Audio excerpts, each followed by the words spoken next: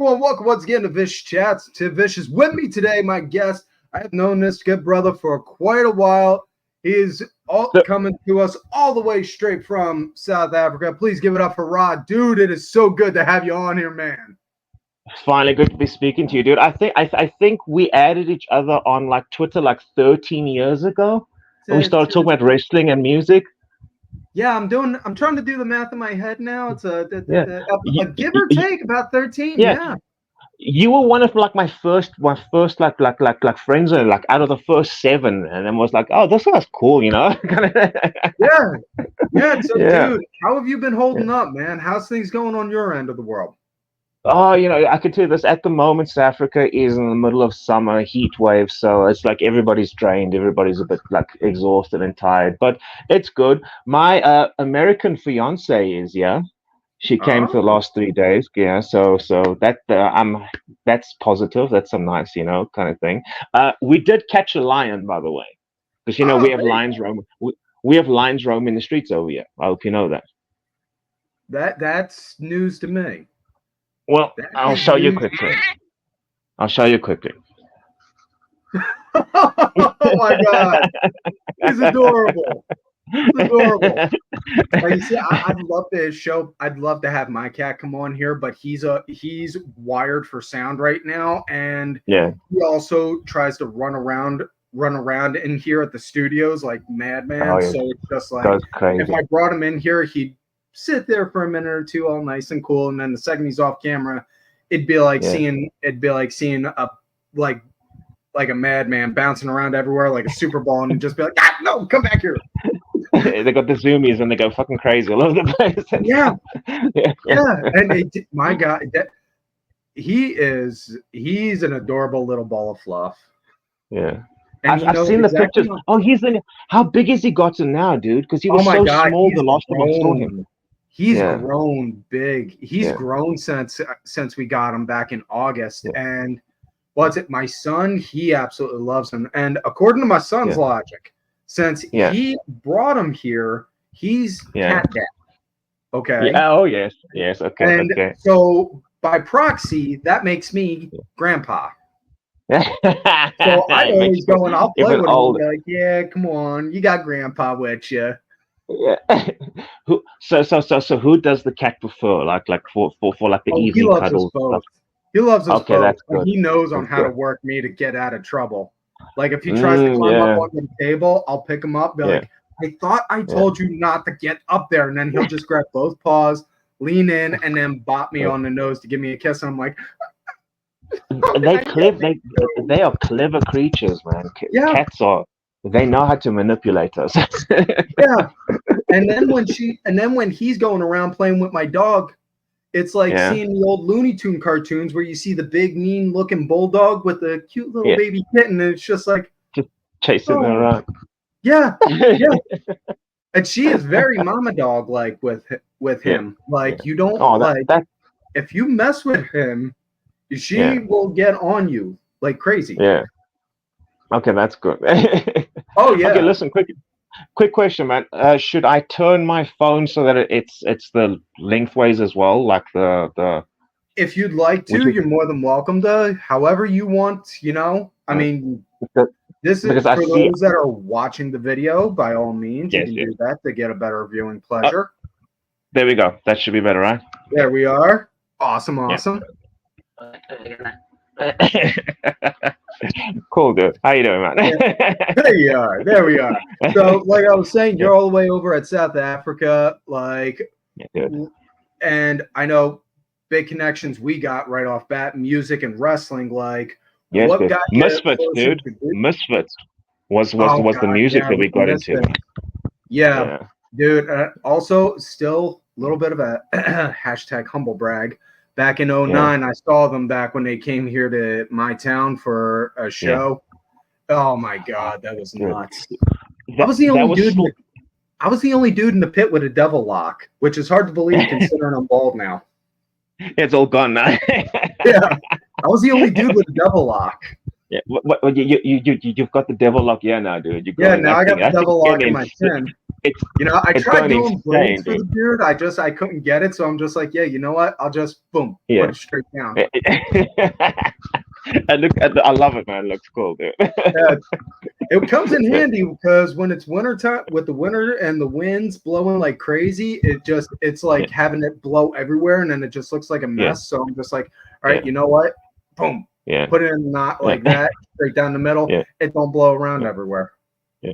I have to ask you because, like I said, I'm one of those people that I can't grow facial hair. I'm fucking 38 years old and I just can't grow it. I've always wanted to. Is it difficult to maintain? Not really so much. I mean, Yeah, I wash it once a week just to let the yeah, natural oils in there on it to help it get a yeah, nice shine. I put oil, yeah, I put beard oil in every day to keep from getting beard dandruff because that is yeah. that's like getting a kiss of death. Yeah, I've heard that. I've heard that. Yeah, yeah, Yeah. Aside from that, it's just mm, like, not much maintenance. It's real yeah, simple, just simple yeah, brushing, comb every now and then, and yeah, and I wash it once a week. yeah. Okay, okay. Going back to the wrestling thing, I have to ask you, man.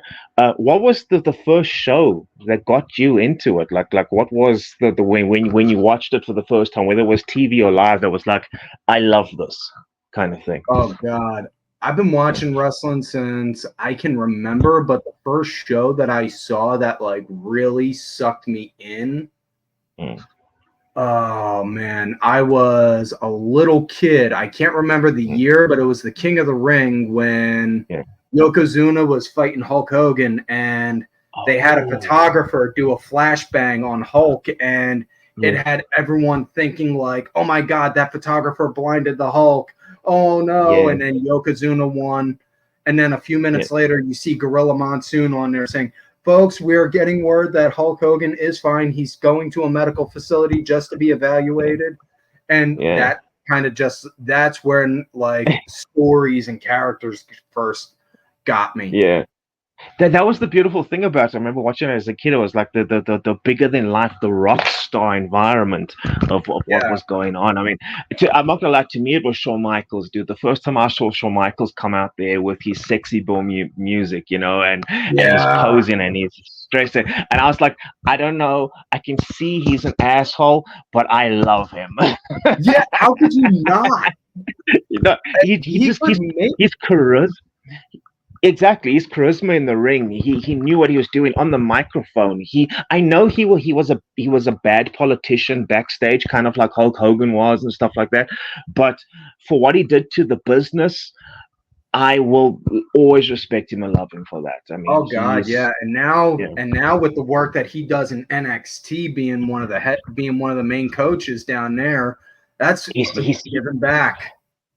exactly, dude. And I okay, listen. I don't know a lot about AEW because we don't get a lot of it here. But I will, from what I see, I'm sorry, NXT squashes AWE in my opinion.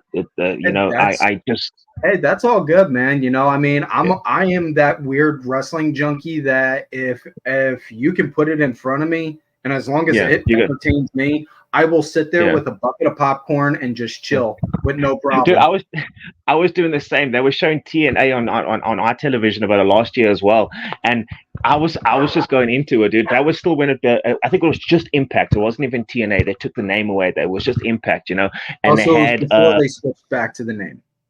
exactly before they switched back there, and that was shortly after they fired Tara Blanchard.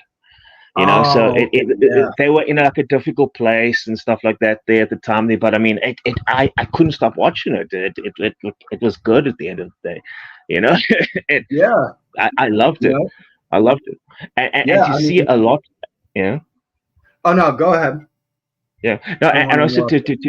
to see a lot of like the female talents coming from TNA now joining the NXT roster and like they're working together is Yeah, they got a so little bit. They got like a partnership deal going because they had Wendy Chu in NXT working in TNA for a bit with Rosemary, and at yes. TNA's last pay-per-view, that Oh our yes, yes, most recent one that they were on, they had Rosemary back turn on her. yeah. So yeah, they got a hell of a partnership, and I love the way that it's going, because the way they got it's instead of the way they got WWE set up now, it's almost like instead of just being in this small little confined bubble of a pocket universe, so to say, they're opening up the doors and letting anyone in, especially now they got this new independent development system they got going.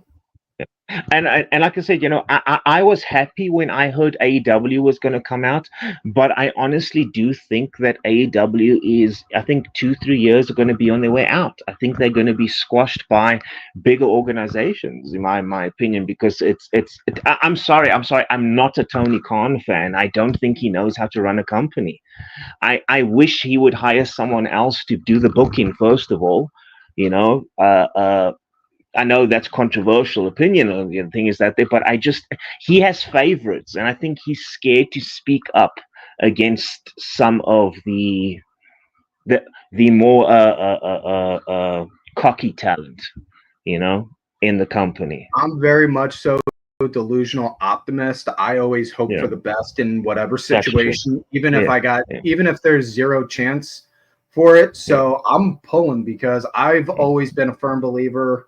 The more business there is out there in wrestling, the more it's better for in a whole, because not just with talent, the guys working in the ring, you also get more people that work like cameras or lighting, or people that are just, or people that want to learn on how to make matches or work promoting or things like that. And look, I looked at, like, in the 70s and 80s, and dare I say even the 90s, a lot of the wrestlers were just basically bodybuilders or failed like American footballers. They were like, okay, we'll go into this. Now in the 2000s, we've got people that are like, this is our passion. I want to wrestle. So it's become such a passion for people, and I think that's a good thing, because we need more passion in the business. NXT, I started going off wrestling until NXT came back in, and NXT made me realize, oh shit, wrestling's gotten good again. It's the business within, say, the past 3, maybe 4 years, the business took a huge change in direction, where now it's like people are putting more effort in athleticism, and body types are always going to be a thing. You're going to have body guys that look like they can bench a Buick, and you're going to have guys that look like they're built like a toothpick. But I've always been a firm believer of Otis. And then you're going to have dudes that are like Otis, that look like a wrecking ball, but honestly, those dudes could rip your head, could like just crush your head by squeezing it if they wanted. Because I've seen the kind of workouts Otis does. That dude is pure that dude is massive muscle. He's like, insane. Strong. I love how he catches the woman, like that's his whole thing. He catches the divas kind of thing. Yeah. Which I can't count how many people text messaged me after they saw him do that. Like, how bad did you wish that was you? Just shut up. No. We'd be like flat on the ground at that point. Because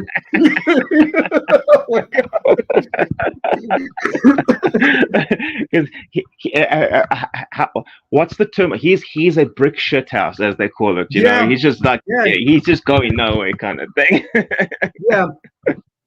He's, as they would say down in the South, he's cockstrong. Cockstrong. Okay, that's a new one. That's a new one. It's cockstrong. Built like, it's supposed to mean like a rooster, where they're built tough. Yeah. I've seen a couple of interviews of him as well, and he seems like such a friendly, like just calm, chill kind of guy as well. So that's always nice to see. Yeah. Oh yeah, that's always the ones that you don't expect that are super nice and chill, that are like, oh hey, how's it going? Yeah, exactly, man. I mean, even Macho Man, I know you were a big Macho Man fan. God, and just to find out what a sweetheart he was, looking back at those interviews. And if I could go back in time, one thing only, go and see Macho. Would love to see Macho. Yeah, he definitely. I never understood why Hulk was bigger than Macho, because Macho had more charisma, he had more talent. I just thought he was just the better performer over in general. But Yeah, you know, Vince, it's the business where it was a draw. It was who was the bigger draw at the end of yeah, the day, unfortunately. You know, and but Vince likes his big dudes. You know, he's yeah, always been a fan of. yeah. I So mean, let me yeah, ask you. I yeah, know we were saying like music is our big connection as well as wrestling. yes, Like, you know, and we're both heavy into punk. I know the yes, news broke. yeah. The No news broke. FX. You saw it. No FX. They had their last show. How'd you take to the Yeah, news? dude. You know, here's the thing. Is like I was always still thinking, it's like I'm gonna get the chance to see them. You know, it's the same like I always thought I was going to get the chance to see Motorhead and then Lemmy died. I was going to get the chance to see Slayer and then Slayer disbanded. I was going to get the chance to see NoFX. Now they disbanded. It's like we in that age group now where our guys are just like Yeah. giving I in saw them. and it's I saw them yeah, in passing, like where I was like all the way in the back of the back when I yeah, went to the Warp Tour the one year. It yeah. was Warp Tour, I think maybe '03 or '04. I don't remember the When year. when they were still good. Yeah, when they were still Yeah, doing the Warp Tour as a touring yeah, weekend festival, not like this yeah, road trip kind of thing that they're trying to make it set up to be now. But yeah, yeah, my mom's best friend, I took her daughter with me. I was like yeah, 17, 18, she was 14, and she was big into the skating stuff. So I was just like, hey, yes, Brett, you want to come with? I got an extra ticket. All right, cool. yeah, And we went, yeah. and we had a blast. Yeah, dude, I can imagine, man. The Warp Tour back then always looked amazing, especially from over here in the in the state. I mean, in South Africa, we see the states there because we didn't have festivals like that. We have a couple of festivals, but never punk ones. And You usually don't. like local. So what's the punk Uh, the, scene like over there? the punk scene sucks, dude. It really, Oh, really does. We will have a couple of like a punk clubs. We used to have more. Then COVID hit and a lot of clubs closed down. But yeah, dude, we have good punk bands. They just don't last long because there's no longevity for them. You know, they can't continue playing and stuff like that. Music in South Africa has died in the last 45 years. It's sad. It really is sad. It's wow. good to see when guys do get out of here and go to like Europe or America and stuff like that there. But most of the time, music has kind of disappeared over here, dude. It's depressing. It's I'm not gonna lie to you, man. It put me into a hell of a depression in the last like 4 or 5 years, because Wow. people don't even want to learn guitar anymore because there's no place to play. You know, it's everybody wants to play gospel music and go play in the church and stuff, and good for them for that. But you know, I want to go rock out and go in mosh pits and and Yeah. expel that energy that I used to do when I was in my teens and 20s when you were pent up with full of anger and hate, you know, Well, and you needed to release yeah. it. 15, mad at the world and full of piss and vinegar. Exactly. You know, Yeah, where dude. what was it? I saw this interview Tim Armstrong did back in like I think in the early 2000s. He was saying, man, like I hope there's some kid out there wanting to learn guitar, and I hope they take it up, and I hope they learn on how to play punk. Yes.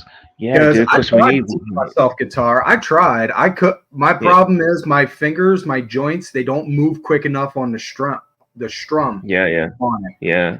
Now I could keep a Dude. rhythm pretty halfway decent on a set of drums, but I can't. I tried to teach myself guitar because I always wanted to, but I couldn't. Yeah. Yeah. Dude. Although you Just see the videos, you know on how talented I am with a kazoo. Yeah, I remember the. Nobody Dude, listen. a ska band that has kazoos instead of horns. Why the fuck not, dude? Let's try to do that sometime. You Well, know. listen to any ska band. Think of any ska Yeah. band that you know, and replace the horns with a Yeah. kazoo, and tell me With it does kazoo. not sync perfectly. It has to work. You know, we'll just a new genre or something too. Because I'm not gonna. I see on Instagram and stuff. I see like Indian metal. and like Indian punk and stuff like that. And they've got that like that whole like Indian theme kind of vibe for it, like My brother and showed it's like me a link. My brother showed me a yeah. link for Chinese death metal. Mm, Oh my god, that stuff is nuts. yeah. I want to check some of that out. Like, Yeah, send me that is link. nuts. Yeah, You would not believe yeah, that. yeah. So, I know you were saying like that. Not a lot of bands are around. Like even with today now, with you would figure with how music is today, where you could literally, I could stream a album that came out 40 years ago in Germany or something. Yeah, I'm exactly. surprised more people aren't trying to put their work out like that. Dude, a big thing over here again is like I said, it's a lot of people are recording at their house, but we used to spread the music a lot at live events. That was the thing. People would go to live events, discover bands, and then buy the albums, or then go and like download it or just spread it around, even word of mouth kind of stuff. But because there's no bands playing anymore, there's no venues for them. It's kind of like people have given up on discovering new music. And I don't know if you know this, but we don't have record stores in this country anymore. For the last, I think, 3-4 years, you cannot buy a physical album. It's gone. You can't buy DVDs, you can't buy music. And I used to love going to like, dude, I used to go like with my fingers like through all of the albums and see which like covers looked cool. And like that cover looks cool, take it home, and then discover like, oh, this is actually really a good band. I discovered the Gallows. I don't know if you know the Gallows, the hardcore punk. Yeah, I discovered that from one of their albums. Just the cover looked cool. Went home, played it, fucking loved it, absolutely loved it. And I was like, oh, that's a good way. I discovered Earth Crisis that way, dude. Yep, my son actually, he saw the album cover for And Out Come the Wolves and was like, that kind of looked like, if you had hair, that I could swear that would be you, Dad. Yeah. Like, yeah, if I decided to grow out a hawk, maybe. Yeah. Yes. But man, what happened? Like, no physical media at all? No physical media at all in this country at this moment, dude. Man, because I'm a huge... Because, like, I'm getting big into collecting steel books for movies and games. Yeah. And it's just like, oh, my God. And I don't even want to buy them. If I'm getting the steel book, I'm not getting it to have a digital code inside. I want the disc. Exactly. Even when it comes to video games and stuff like that, I want the manual. I want to open it up and smell the ink on it. I don't know, but that was just something that was so good. You open you open up the CD and you read the lyrics and you read the footnotes and all that, and that was just such an extra experience to enjoy the music. You put it in your hi-fi, you read the lyrics, and you just unwind and go into the world of what it was. Now everything is YouTube and everything is digital, and I'm not a SoundCloud fan because I kind of feel like SoundCloud really punishes the artists a lot.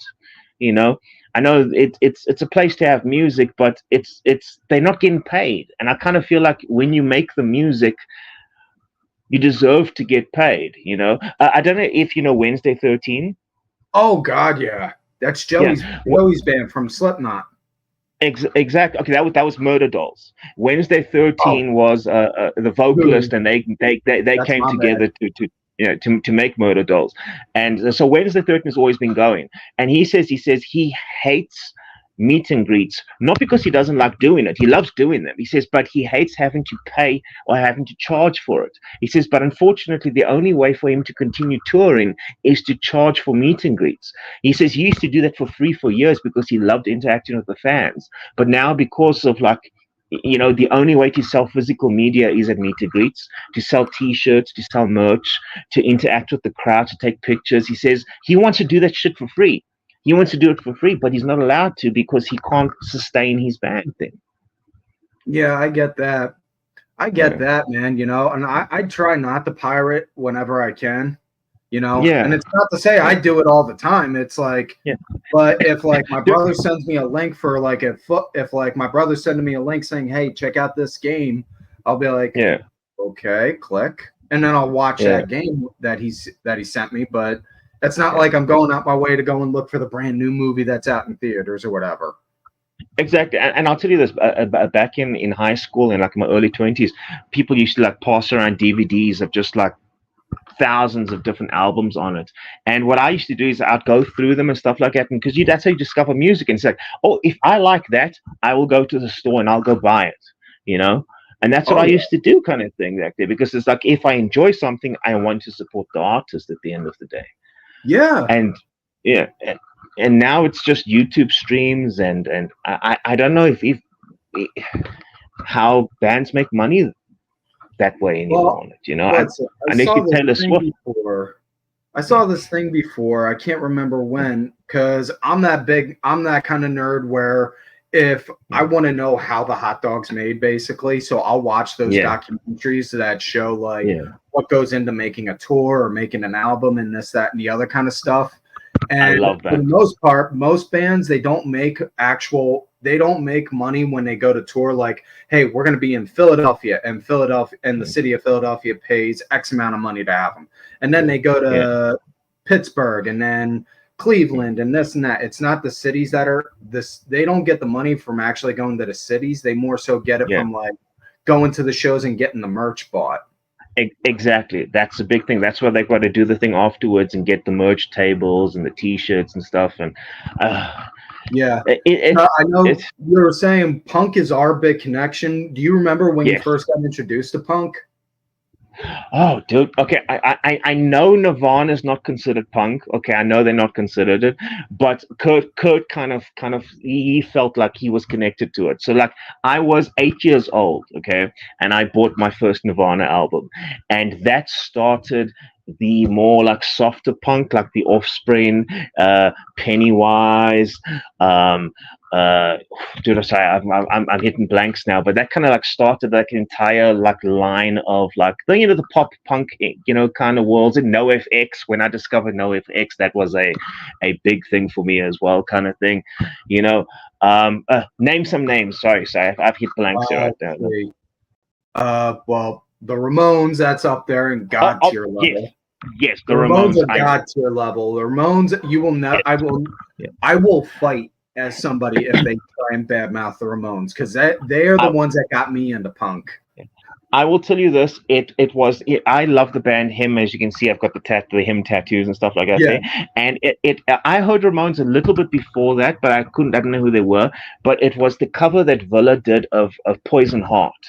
That was like, okay, who is this? I need to go find out who this band is. And I went and bought the Ramones anthology and more of their albums as well. And I just fell in love with them, dude. Same like Billy Idol. I'm a big Billy Idol fan, especially his older music. I got to dig up an old picture. I got to dig through my photo albums. I have an old picture of, I was like maybe 21 or 22. I went as Billy Idol for Halloween. I had my hair. It took the stylist like 3 bottles of bleach to get my hair that Billy Idol blonde. And I spent like a month trying to figure out on how to do the Billy Idol smirk like he did. I can't do it now for me, but I had it right for that one night only for Halloween. I was like, yeah. And I had it perfect. Do you have the picture, dude? If you ever have it, I want to fucking see it, dude. I got to dig around. I got to dig through my albums, but I should have it. Yeah. I remember once we had a show when I think I was like in my 20s as well. We had a big show, and I was like, okay, I took a picture to the salon. I want my hair to look like Billy Idol. I came out of there looking like a mullet from like the backwoods of like Texas or something kind of thing. And I was like, what did you do? Dude, I was like, this does not look like Billy Idol. And she was like, it looks like it. I'm like, no, it is not. But I was like, yeah, what can I do? What can I do? Yeah, let's see. There's the Ramones, Billy Idol. Sex Pistols. Dan Axe is part of is classified with Billy Idol since he was with them before the Clash. Sex Pistols. Sex Pistols, definitely. Yes. Well, I won't say nothing bad about the Pistols, because if it wasn't for the Pistols, I wouldn't have gotten the name Vicious. Exactly. You ever heard that story on how I wound up getting that name? How did he get the name? Oh, it's I was doing the backyard wrestling stuff, and at the time Yeah. I was just doing the name Mayhem because I was Yeah. the name of a wrestler I made up when I was like 7. Yes, So, yes. and then the guy who was doing our booking, making the matches, he came up with this idea of me and my tag team partner. He wanted us to be these 2 street punk kids that looked like, the type that if you went up to them, gave them $50 and said, "Hey, see those guys down there? I want you to go beat them up." Okay, we'll do it. So he asked us to start spitballing ideas on different stuff about with punk and being punk and bands and all. And I brought up on how I was listening to, whoa. Sorry, dude. I just dropped the thing quickly. All good. For those watching, for those that are just listening, I should say the camera had a small camera issue. Small camera issue, yeah. But then they came up. Then I mentioned, Sex Pistols. Like, who are the guys in that again? Johnny Rotten and Sid Vicious. And they're like, dude. All right, Tim Vicious, Tommy Rotten. You guys are the Pistols now. Okay. And that was it. And that was the Pistols now at that point. Then. Yeah. So cool, our backstory was we were the bastard sons of Sid and Johnny. Yeah. Awesome, dude. Awesome. Yeah. But let's see. It's trying to think some other ones. There's Television. Well, you could say, I would put Sonic Youth in that category also for heavy OG bands because they were part of the '90s boom, and of course, Sam I Am. There you go, Sam I Am. Yeah.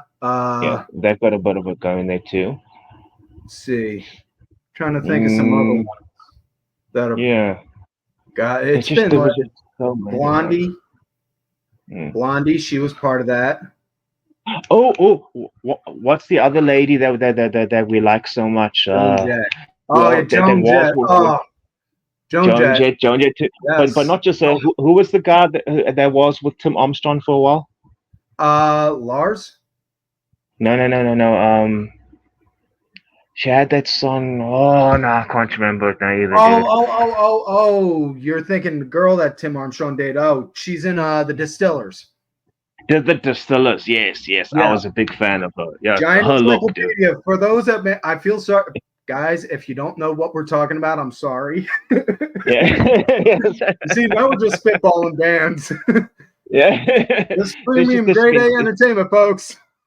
Yeah, there's just so many awesome punk bands from that era, dude. That was and now it's become a daily routine. When me and my son, we get done dinner, we go to clean up. I'll just look at him and say, "What do you want playing on the radio?" And he just knows what I'm talking about. Like that means, can we listen to this or that on Pandora or something while we're cleaning up? Okay, no problem. Next thing I just do, hey, can you play Social Distortion on Pandora? Got it. Playing Social Distortion. I forgot about them. Another great band as well, dude. Oh God, yeah. I'm very much so. I'm the blue collar punk where I'll listen to the Oi. I love Oi punk.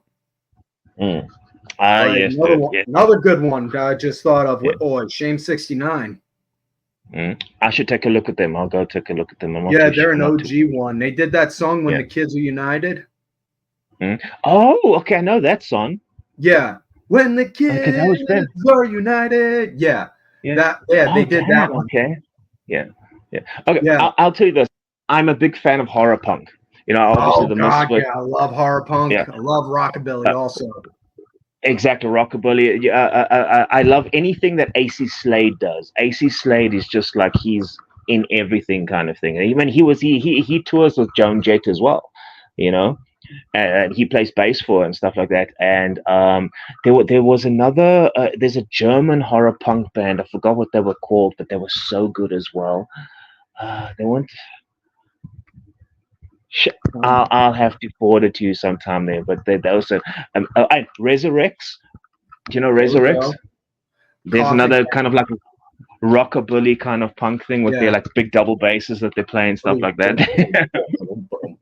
There's Coffin Cats, Nimvid, Blitz Kid. Oh man, I've heard of them, but yeah.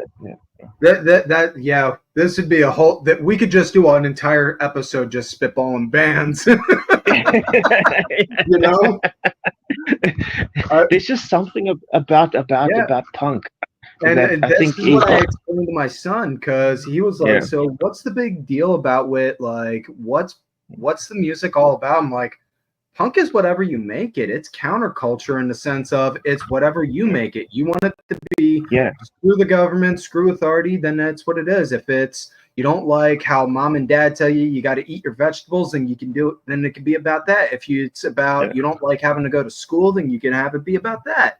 It's whatever you want it to be." I remember going to punk concerts, and whatever mood I was in helped me release it. It helped me just expel it. And when I left there, neck was sore, body was sore, but I was like, I'm happy now. I'm happy and I'm feeling free, you know, and everybody went there for different reasons, and that was the nice thing. And as well, I will say this: the punk community is so accepting.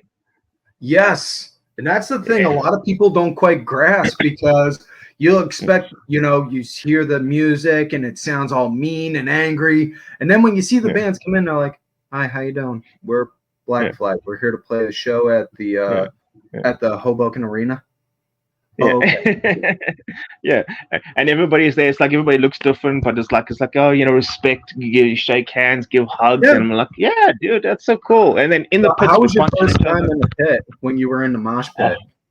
How'd that go? Dude, I think I tell you this. I think I was about 15 or 16. It wasn't a punk pit. It was like a metal pit kind of thing there, and it was at a big theater. And I tell you this, it was insane, but I could not walk for the next 2 days, but I was like, all I could think was, when is the next one? When is the next one? Wow. Now, you remember that Warped Tour? I told you I always call her my niece. I took her to the Warped Tour. They had this little cornered section that was for local bands, and they had a circle pit going. So she was like, "You should go up." Okay. And at that time, I'm not built like I am now. A toothpick had more meat on its bone than I did. And I go, and it's my turn to go in the circle pit, and I'm against this guy who's like 6'6" and built like a linebacker, and I'm just like, oh crap. I go and hit him, and it's like, boom. Uh-oh. And I flew when he hit me. He comes over like, "You okay?" Helps me out. I think so. Is it normal not to hit your leg?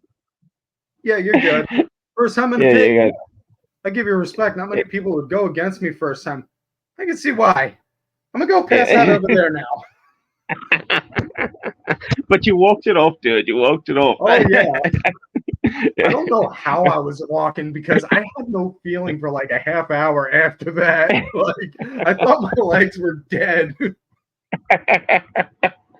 Dude, I don't know what it is, but it's kind of like that physical pain is releases a lot from a person, that it's a positive way of doing it. Oh, I've got to tell you a funny story. Okay, so it's I think I'm 17. It's a Halloween show, big metal bands from South Africa. We're at the big theater. Okay, now I had a kabuki mask like Joey Jordison, kind of thing, and I used to suffer from a lot of nosebleeds. So me and my idiocy decided I'm going to fill a little jar of like, just let the blood just pour into it kind of thing, and so I filled quite a big jar of it, kept it in the fridge, congealed a bit, but if you shook it, it got now. So I took the blood, went there to the show, trench coat, kabuki mask, and I smeared the blood all over to give it that extra kind of vibe and look to it kind of thing. And now here's this guy, must be about 15, 16 in the pit with us. And he thinks it's cool. He thinks it's fake blood. So he's like, "Oh, give me some. So I'm like, because I had the little jar in my pocket. I'm like, "No, bro, it's real blood." He's like, "give me some. I'm like, "No, bro, it's real blood." Eventually grabs it out of my hand, he takes it, he starts smearing it all over his face and like pouring it on his clothes and stuff. And I'm like, dude, it's real blood. It's real blood. He takes a sniff at it, dude. This guy went from like being so hyped to like his face went pale and he disappeared and we never saw him in a rock show ever again. And I feel so bad. I feel like I kind of like pushed him away from the thing, but I warned him it was real. Oh man, that's nuts. That is nuts. I can't It looked cool believe though. It looked cool. Oh man. But talking about another story about blood. When I used to, like when I was younger and I was doing the different band things. Uh, Accidentally one time one of our guitarists spun his guitar around like the windmill, and he smacked me straight in the forehead, and that busted me open. So it started like bleeding over my face and over the clothes and stuff. And at that time I was like a kind of like a bit of like a screamo metal band. It looked cool. The people enjoyed it. So, I'm a professional wrestling fan. So from then onwards, I would juice on stage after a song or two, get all, kind of thing. I would have the broken razor blades stuck on the bass kind of thing like that. Every now and between. Yourself? Exactly. Kind of like, just quickly go there and just let it go there kind of thing. And I was like, it's like, you try and incorporate the whole wrestling world into the performance, because that's what I love. That's what I loved about wrestling. It was the rock show of it. I was connected to it, and that it's music and wrestling is like go hand in hand with one another. I've always kind of felt. Yeah. So I'm glad you brought up wrestling, because I was going to ask you, we were talking about this before, being in South Africa, not many guys came from your neck of the woods. I mean, there was Adam Rose, PJ Darren Black, Young. Yeah. And then Kofi. Yeah. I mean, everyone recognized Kofi. No. Kofi came from another country. Oh, my bad. I'm sorry. I'm sorry. Yeah. I was thinking. Yeah. See, I never passed. I failed geography. Yeah. No, I think Kofi came from Jamaica or something. I'm not too sure if he was. From Ghana. From Ghana. Oh yes, Ghana. Yes. Okay. Yeah. So that's North Africa. Yes. But Adam Rose. Yeah, Adam Rose, especially when he still was Leo Kruger, and he came out as that whole like a hunting, like a poacher kind of vibe, kind of, I'm Leo Kruger. Yeah, like that. yeah, that thick accent on there as well. There was, and then when WWE made fun of the Truth Commission. Remember the Truth Commission back in the day? We were talking about that also with the Truth Commission. Because I didn't pick up on the Truth Commission until Don Callis was heading it up, and he was going by the gimmick name the Jackal. Yes, yeah. Oh, yes, there was the Jackal. And then the Commandant was the guy he wasn't a wrestler. He was an actual South African actor. He was a theater actor that they paid a lot of money to go and kind of like be the leader or the manager of the Truth Commission. And it was like the first time I saw him on TV, I'm like, I used to watch this guy on soapies and stuff like that on TV. It was so weird seeing him play this like, we are racist. We are.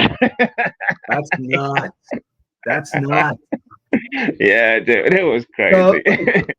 So aside from like WWE, is there like how's the local wrestling scene down there? Because I mean, when WWE tours is one thing, but yeah, currently we have something called the African Wrestling Alliance. It's very small. They have a couple of shows every now and then. Their roster is almost next to nothing. I think they hire independents and stuff. They seem okay.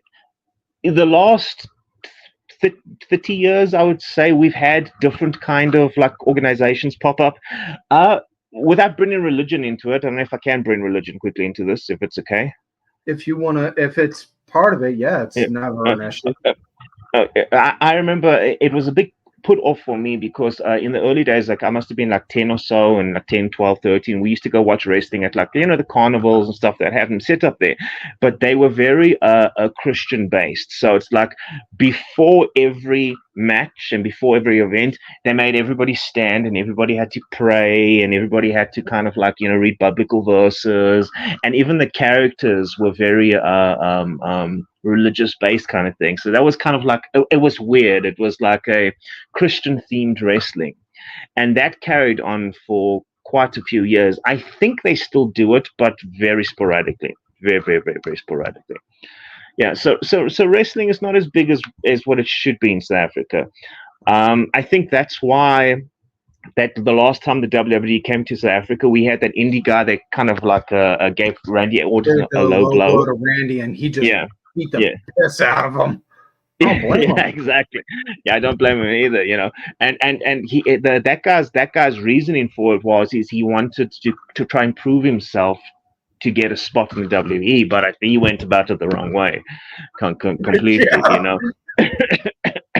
Son, But I've heard some stupid reasonings before, but that, my God. yeah, did you hear the story about Cody Rhodes and Randy Orton in South Africa? No, I have not. Please, Oh, okay, share okay. that.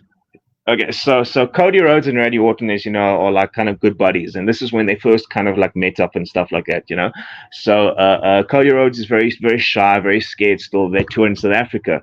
Randy Orton goes to the fancy hotel they're staying at there, and he decides to rip the urinal off of the bathrooms. Like he ripped it off completely. He like decimated it, and he flooded the entire bathroom, and no one knew what it was. Apparently, the management called him over. Vince called him over, and Randy was like, "Who is this? Who done this?" Kind of thing. He's trying to blame everybody else. And he says Cody was cracking up because it was only Cody and he knew that Randy Orton was ripping the urinals out of the walls of the hotel of where they were staying at in Cape Town, South Africa. Oh my God. That is nuts.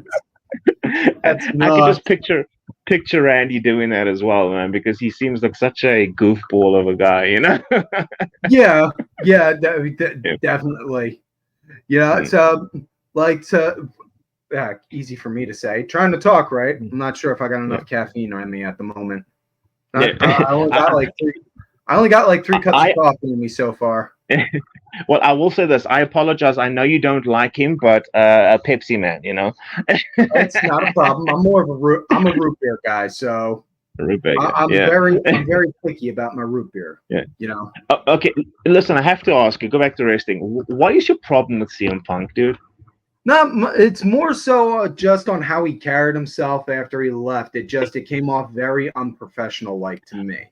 I didn't like the demeanor. I got nothing against. I don't know the guy personally. I guarantee if I had 10 minutes with him, I'd probably be sitting there chilling, having a sandwich with him, and having a couple laughs. But the way he handled himself and carried himself after he left, and just decided to go and blow everyone up like, the company was crap. They did this, they did that. It felt very petty to me. It's I think more so just based on my work ethic. If I'm leaving a job, I don't go and insult them. As far as I'm concerned, if I'm leaving wherever I'm working, I'm cutting ties and that's it. I'm done. Next. Yeah. And especially how he left AEW as well. But I mean, there was different stories going on with that there.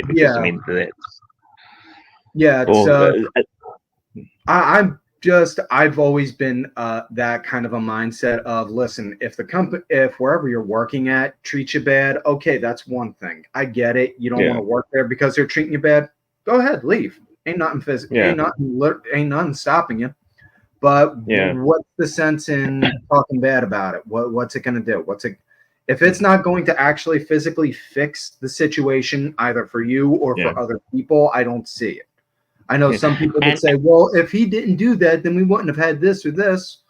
An argument could be made, but an argument could also be made about it not. And how long of a career did he lose? 10 years out the business. Give or take. Yeah, it's and I'm thinking that could have been his best years as well. I mean, now he's injury prone. I mean, I will say this: I loved the match between him and Drew. That last match that they did, a phenomenal match. My son's jaw My son's jaw was on the floor the entire time from the second the bell rang. Just watching, he was like, "Oh my God!" Yeah.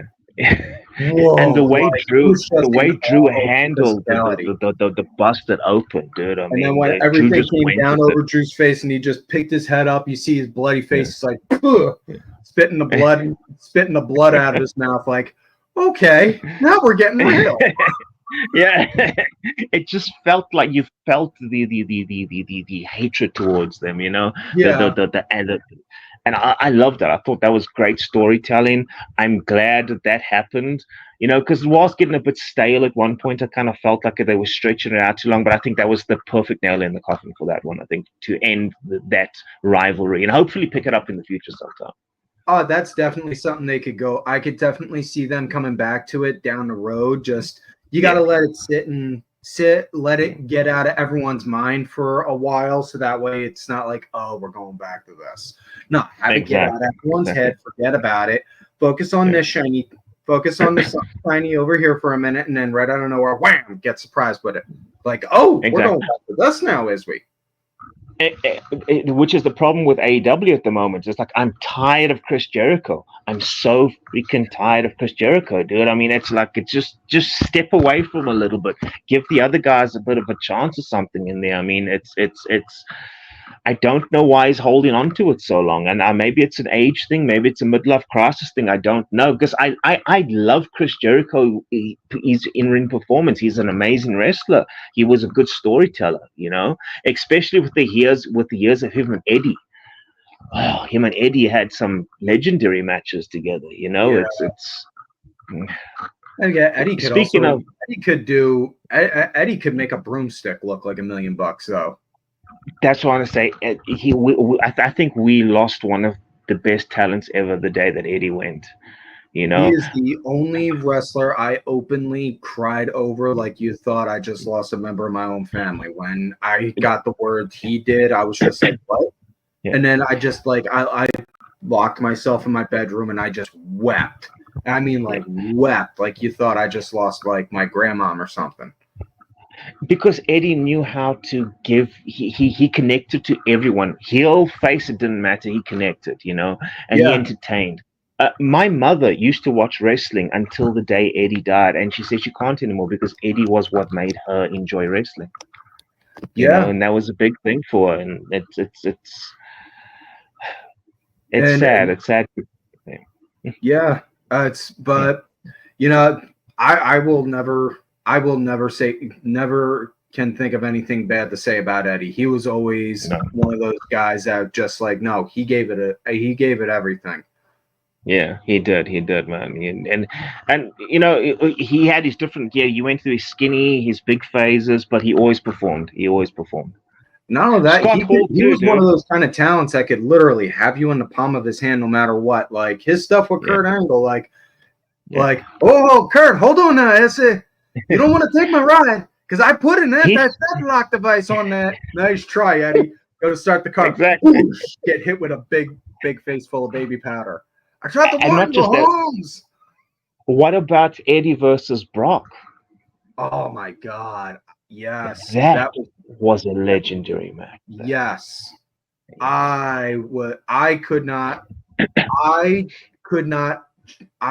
on jumping for joy when I saw him win that title. Yes.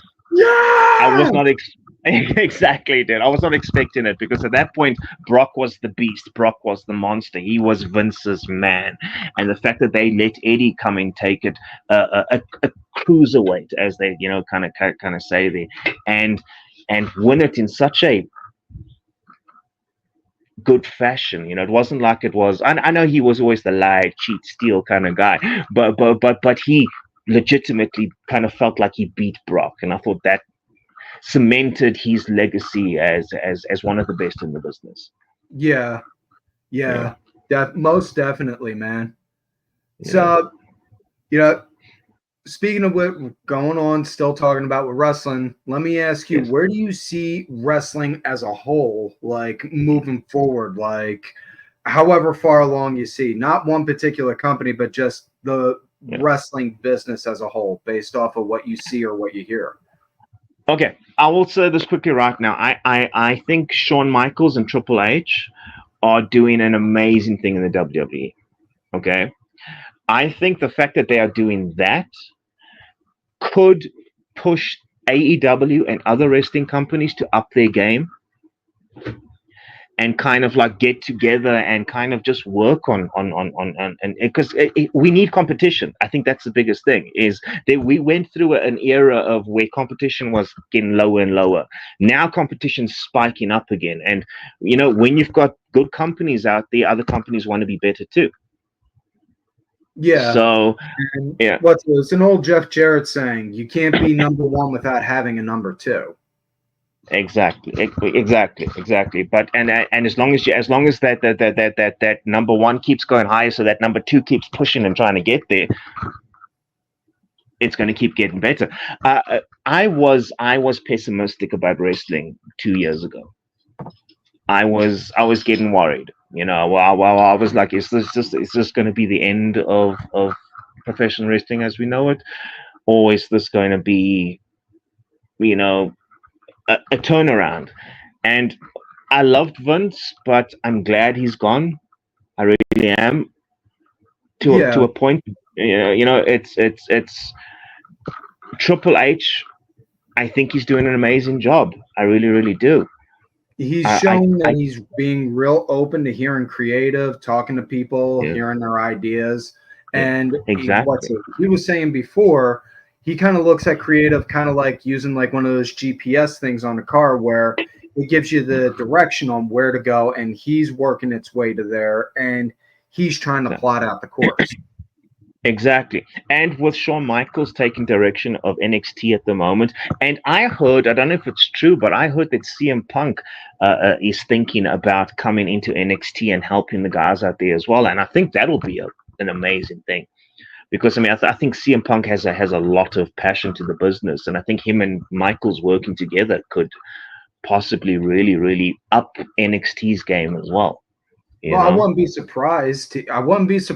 Because a lot of guys, they'll go down to the PC for when they're doing rehab or physio and just getting back into ring shape if they've been out for a while. And that's the perfect place to train and help with up and comers. If you were just starting there and you saw him, you're like, excuse me, Mr. Punk, I wanted to ask you if you could just look over this match and give me some pointers. Yeah, exactly. And that does make big differences. Asking your idols to help you and guide you along the way. I just wish we had idols like Macho Man still, there is no doubt in my mind, if Randy Savage was still around, outside of doing like some legends and meet and greet stuff, he would still be finding ways to like help, not just with the business, but be doing other things he's got a voice that is just meant for that is just built for voiceover work. Like, you could not imagine there are so many characters you could make off of that Macho Man Randy Savage voice. Oh yeah, that's right. Take it. Oh yeah. That's right. Macho Man and also a Dusty Rhodes. I think we lost a big guy there when he left. That was one of the greatest minds in the business right there. Yeah. With Dusty, because he brought a different aspect from it. He came from a more of like a traditional sense. And it was a good balance, having the extravagances, but also the more realistic. He started out in the Texas territory and then went to Florida.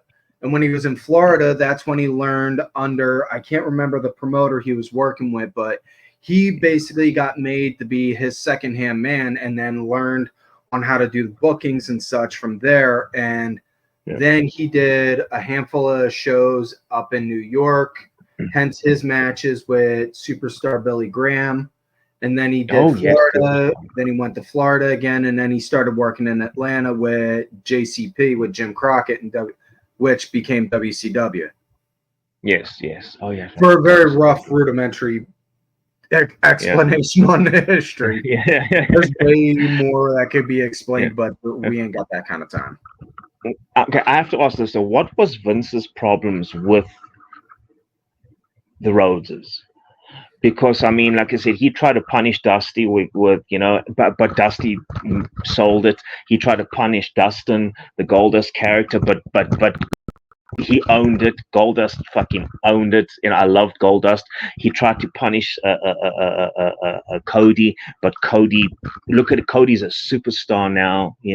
I know you're not the biggest fan of Cody, but I mean, I got no issue with Cody. I wasn't a big fan of on how he was being presented when he was in AEW as like the big squeaky clean, notice me, love me, and now he's actually coming out like. When with WWE, he's coming out as like being the only legitimate, actual good guy that isn't doing any kind of bad guy tactics to try and get a win. Yeah. And it's like I would like to see him turn heel. I want to see him turn heel. When he turns heel, it's going to be nuclear because the better you are as a good guy, the better reaction you're going to get once you turn. And vice versa. Exactly. Eddie was one of those guys where he could be the heel and the face and just go between them. Austin was as well. I mean, Austin was a heel that everybody loved. Austin was an anti-hero. That you couldn't hate him because, well, who doesn't want to give their boss, flip the bird to the boss? Who doesn't want to go and just be like, yeah, you know what, screw you, screw the man, and then just go and bam, pop their boss right in the face. And not just that, stun Linda as well. Oh God, yeah. He didn't care, man. He just went to that shit all the time. Oh God, yeah, man, that was nuts. I love that era. Yeah. That was some great stuff back in the day. I mean, I go back and I'll watch some of that, and it's just like, man, this was good. And and I'll sit there and I'm thinking, I was like 12 when this came out, and my God, what in the world would what were we watching, dude? What the fuck? It would have been nuts.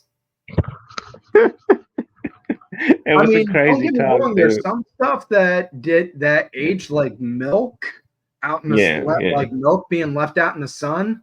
That now that I look back, I'm like, no. Now that I think about it, that was not half as fun as I thought it was. Yeah.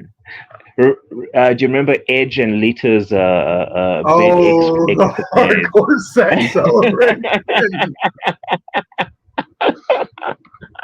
I just remember thinking, what was going on in this? I couldn't quite get it. And I felt bad for Matt because, like I said, they kind of like used that whole storyline and hurt Matt even more about it. I mean, that was personal to him. I think Matt, Edge, and Lita all said that they were all doing it. They all were okay with it to an extent because it was also kind of therapeutic for them to just get it out. Oh, okay, good. I'm glad because I mean I was always worried about Matt with that thing because I mean it's like it's infidelity is like especially when you're on the road like that and stuff. Yeah.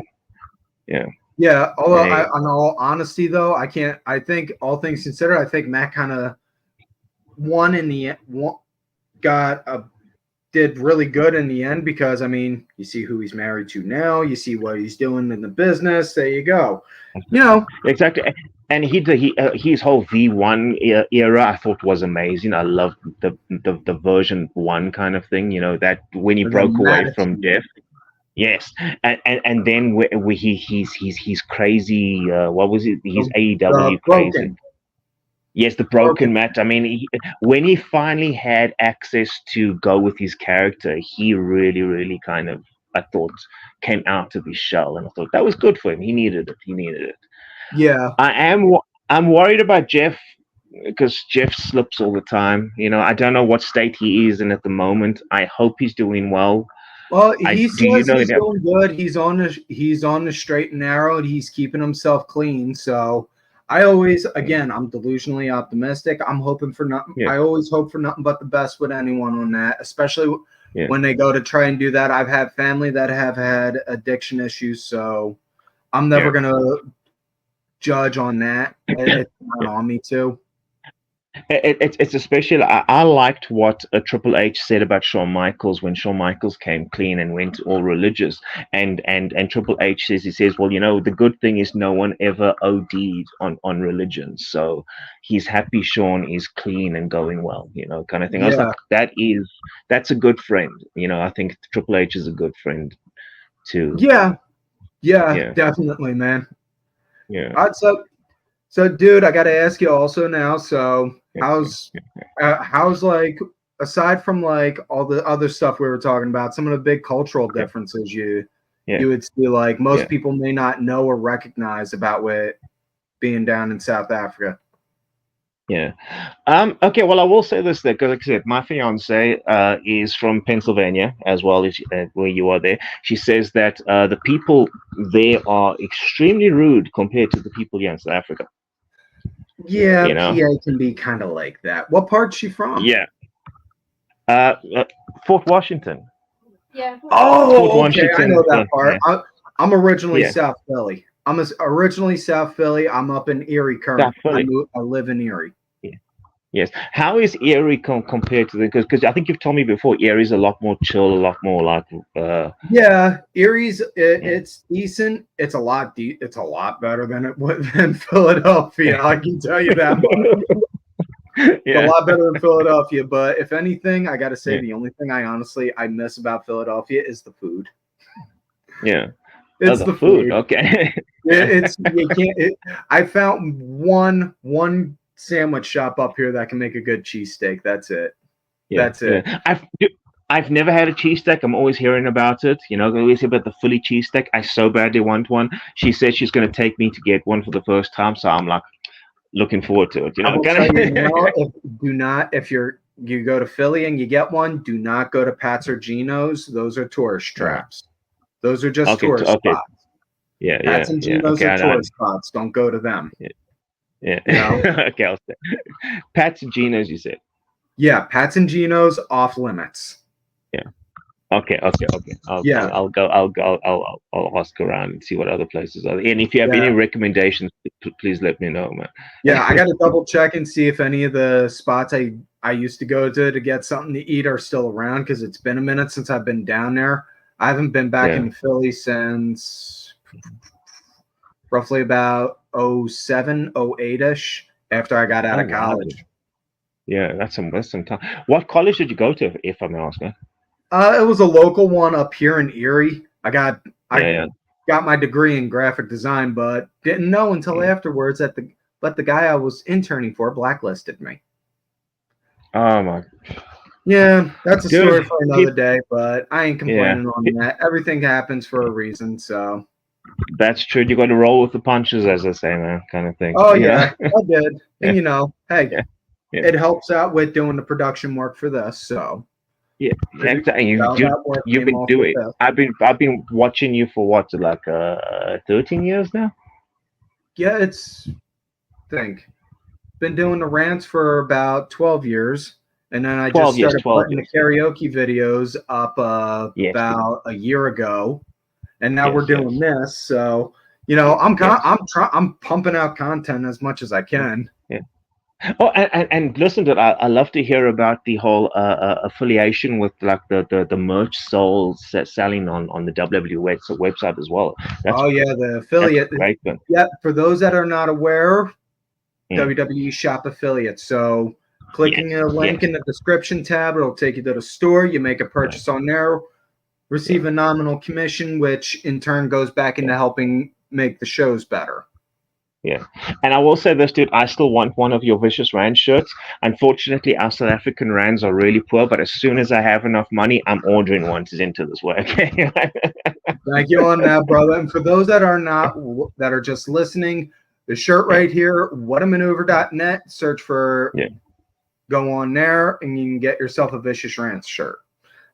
I love those ones. I'm nothing if not a shameless self-promoter. Do you have black ones, or is it just the white ones at the moment? They're just in white, but if you can ask them to do custom, you can ask them to customize it. They're like, hey, can I get this in like a black shirt with pink lettering or something like that? Yeah. Okay, awesome. I'd love it because you know, I mean, I'm a big pink and like pink Oh, purple hey, fan. dude, I walk around. I'll walk around wearing. I walk around wearing a pink shirt with no problem whatsoever. Macho Man Yeah, made pink man. Macho Man could walk around wearing pink and be manly as hell. Ain't nothing saying I can. exactly. Yeah, You exactly. know Man. You know, but nobody messed with Macho Man, right? exactly. So, dude, you know, I say this to everyone when they're on here. Thank you so much for taking the time to Yeah, be on. I do appreciate it. You could have been out yeah, there doing a million different other things, yeah. but you chose to be Dude, here. You got my eternal thanks on that. And, you know, you're always welcome to come back anytime. thank you, dude. Like I said, I'm not gonna lie to you. I've been nervous as hell, you know, and nervous as hell. But I enjoyed this. This was fun, and I'm glad to catch up with you again as well, dude. We need to keep more in contact as well, man, dude. That's Oh, especially definitely, considering man. that hopefully I will be up Pennsylvania side soon. So you know, I'll make a road trip to you.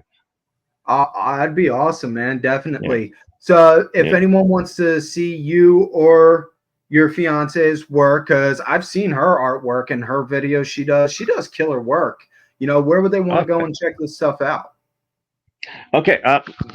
Your website for your what is your YouTube page? I don't even know. Okay, Hold on. her Instagram is Lucy Vice underscore. Oh, No, sorry. wait, no, wait. Give me the YouTube. Give me the YouTube. Okay, I'll give the YouTube. I'll give the YouTube Okay. quickly. Well, it's Lucia9123. Okay, so it's Lucia9123. All right. So because yes, I've seen her video work. She does killer work, man. Yeah. Oh, thank you. I'm gonna tell you. You said you do killer work. Oh, thank Yeah. you. Thank you.